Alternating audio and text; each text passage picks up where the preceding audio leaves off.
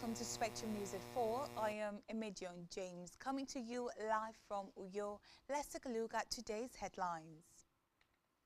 President Tinubu commences annual leave, departs Abuja for Europe.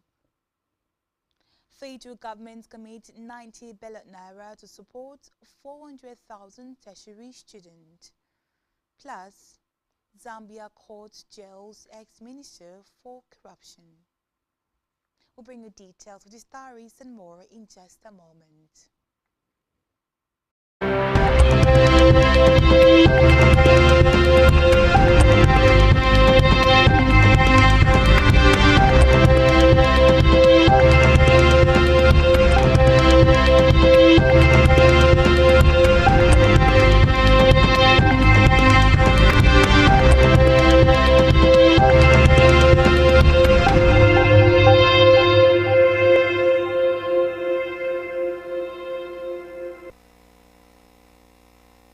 Many thanks for staying tuned.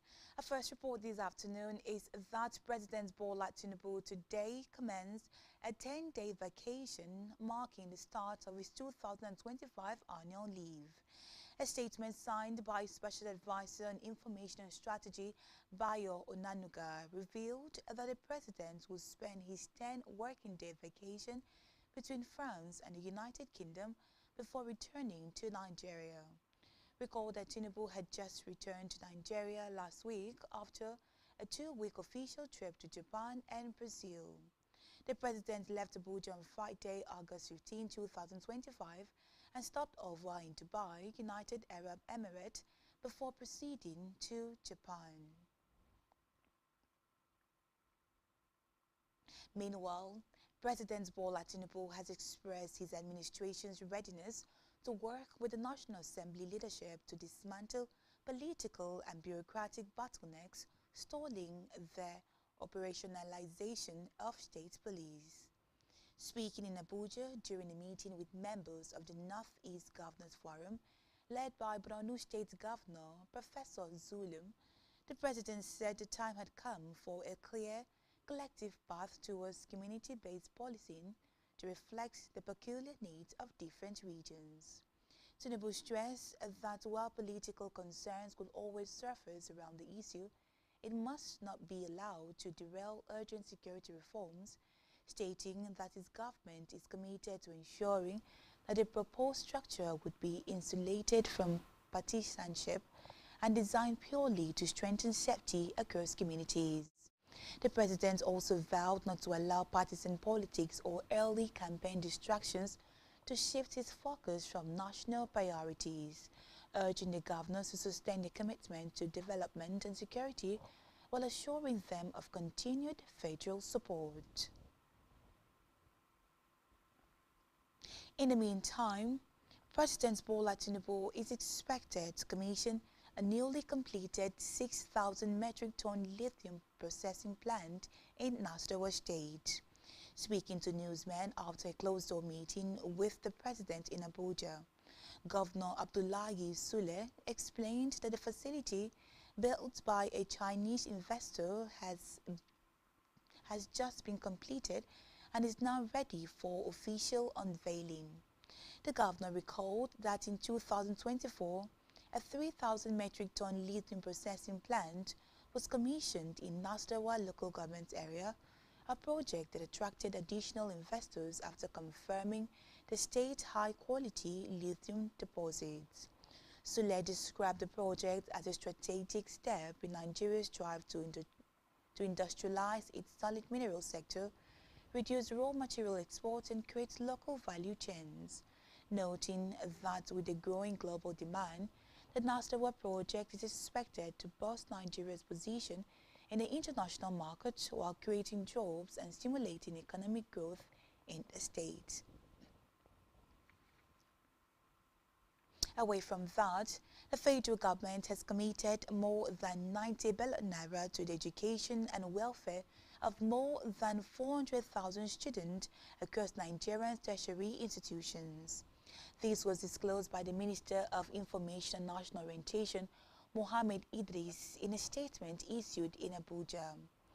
It is disclosed during a courtesy visit from the platform of State Commissioners of Information led by the Borno State Commissioner of Information and Internal Security, Professor Usman Tar, that the President's initiative through the Nigerian Education Loan Fund has supported the students to continue their education without financial difficulties. The fund was introduced by President Bola Tinubu as part of efforts to expand access to higher education and reduce the burden of tuition and living expenses on students and their families. Since its rollout, the scheme has attracted attention as one of the administration's flagship intervention in education. It provides direct financial assistance to students to prevent disruptions in their studies due to economic hardship. Meanwhile, the federal government has assured equitable development and prosperity for all Nigerians, irrespective of political affiliation, regional orientation, tribal or religious backgrounds. The Minister of Information and National Orientation, Mohammed Idris, gave the assurance when the Commissioners of Information from the state paid him a courtesy visit in Abuja. While noting that they belong to different political parties, the minister said that the most important thing is to ensure that Nigeria is doing great in different spheres of human endeavors. Idris further stated that if the Commissioners of Health, Agriculture and other sectors could usually come together with their counterparts at the federal level and discuss the way forward, things would go well for the country. In the meantime, the federal government has announced that the Nigerian Customs Service (NCS) generated 3.7 trillion naira in the first half of 2025, a revenue performance that exceeded budgetary expectations and outpaced last year's results. Minister of Finance and Coordinating Minister of the Economy, Wale Edun, who disclosed this during the 62nd meeting of the NCS board in Abuja, stated that the cash represents a 12.5% increase above budget projections and 25% higher than collections recorded in the same period of 2024. According to the minister, the performance of the NCS is commendable. However, he cautioned that deeper reforms will be needed to achieve the administration's ambitious revenue target. He further explained that the National Single Window Initiative, a digital trade platform scheduled for full rollout in 2026, is central to the administration's reforms. Designed to streamline import and export processes, he noted that the platform will reduce costs, eliminate unnecessary delays, and strengthen competitiveness. We move now to Africa, where a Zambia court has sentenced former Foreign Minister Joseph Malangi to 4 years in prison for 4 years in prison with hard labor for corruption. Malangi, who served under former President Edward Lugung from 2018 to 2021, was arrested in late 2021 for allegedly using embezzled state funds to acquire property, including 2 Bell 420 helicopters. The conviction marked a rare victory for state prosecutors in a southern African country, ranked among the world's most corrupt by Transparency International 2024 Perception Index. Yaba, a former secretary to the Treasury, was accused of facilitating the transfer of more than $8 million to Zambia's mission in Turkey without justifying the expense. On the foreign scene, Guyana's President Irfan Ali has claimed a second 5-year term in office, even as its official final results from Monday's general election are yet to be published. Ali's People's Progressive Party (PPP) secured at least 242,000 votes in the poll, claiming majorities in 8 of the 10 districts in the South American country. A new political party founded just 3 months ago, We Invest in Nationhood, came in second with 109,000 votes. Ali 845 campaigned on a pledge to use the country's vast oil reserves discovered in 2019 to improve infrastructure and reduce poverty while navigating territorial tensions with Nigeria, with neighbor Venezuela. Still on the foreign scene, the Trump administration will end temporary protected status (TPS) for more than 256,000 Venezuelans, clearing the way for deportations. The designation, first granted under President Joe Biden in 2021 and expanded in 2023, gave eligible migrants work permit and protection from removal. Pending applications, 3,728 new and more than 102 renewals will also be cancelled today. The move follows a Supreme Court ruling allowing DHS Secretary Kristi Noem to strip TPS despite early legal challenges. Trump had already terminated Biden's 2023 TPS order in April, affecting 348,000 Venezuelans. The decision also came a day after Trump announced a U.S. strike on a drug vessel from Venezuela, killing 11 suspected Tren de Aragua members. Still to come in the news. Golden Eaglet to face Burkina Faso, Benin Republic in Group B. Stay tuned for details of this in just a moment.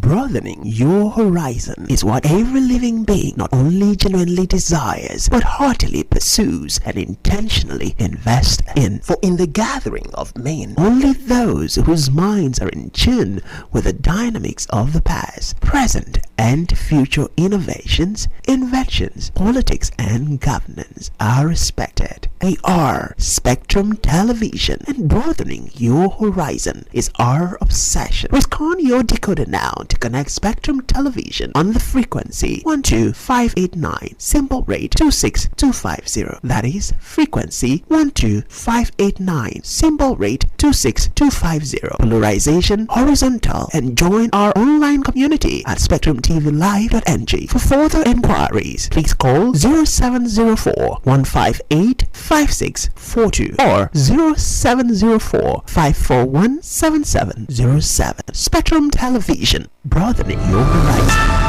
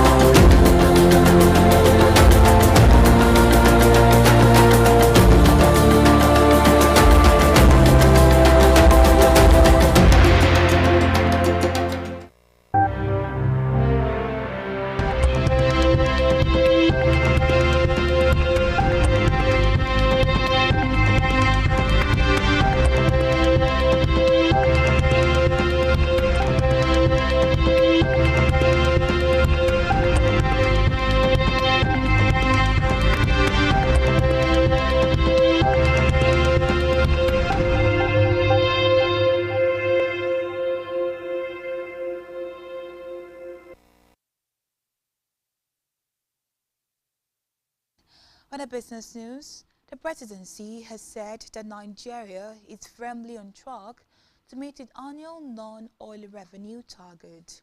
A statement titled Nigeria's Non-Oil Revenue Power Strongest Fiscal Performance in Recent History and signed by the President's Special Advisor on Information and Strategy, Bayo Onanuga, cited new figures showing a sharp rise in collections driven by fiscal reforms, tax compliance and digitized revenue systems. According to data released for January to August 2025, non-oil revenues rose to 20.59 trillion naira, up 40.5% from the 14.6 trillion naira recorded during the same period in 2024. The presidency said this represents the strongest fiscal performance in Nigeria's recent history. He credited the increase to structural reforms, including improved enforcement, custom automation, and digital tax filings, adding that the task ahead is to ensure these gains are felt in better schools, hospitals, roads, and jobs. In health, the Nigerian Association of Resident Doctors (NARD) has reiterated its resolve to embark on a nationwide strike on September 10th if the federal government and its relevant agencies fail to meet its demands. The president of NARD, Dr. Tokbe Osundara, disclosed this in an interview with newsmen. He said the association met with the federal government on Monday, but the discussions yielded no positive outcome. Recall that earlier this week, NARD issued a 10-day ultimatum to the relevant government agencies, warning that its members would commence strike action if their demands were not addressed.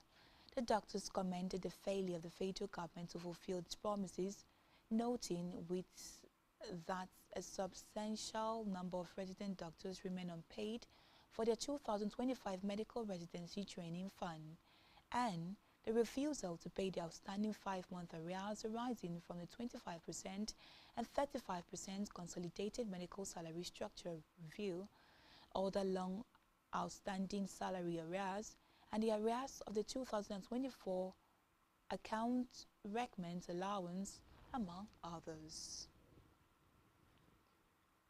Let's move now to sports, where Premier League giants Liverpool and Manchester City have unveiled their squad for the league phase of this season's UEFA Champions League. The league phase of 2025/26 Champions League is expected to start with international break this September.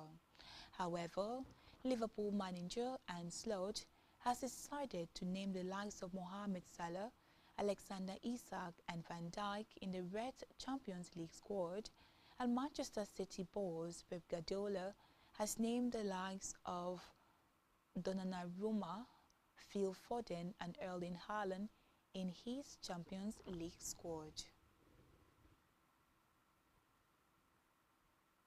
Still in sport, the Golden Eaglets of Nigeria have been drawn in Group B of the 2025 WAFU B Under-17 Championship with Burkina Faso and Benin Republic.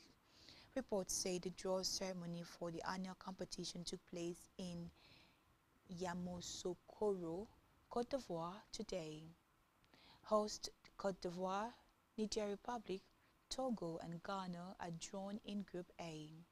The competition will run from September 20 to October 3rd, Yamoussoukro, Côte d'Ivoire. It will serve as a qualifying tournament for the 2025 African Under-17 Cup of Nations. On entertainment news, May Edochie, the estranged wife of Nollywood actor Yul Edochie, has taken legal action against Yinka Fieson, the former lover of Yul's elder brother, Linz Edochie, accusing her of cyberbullying, cyberstalking and defamation.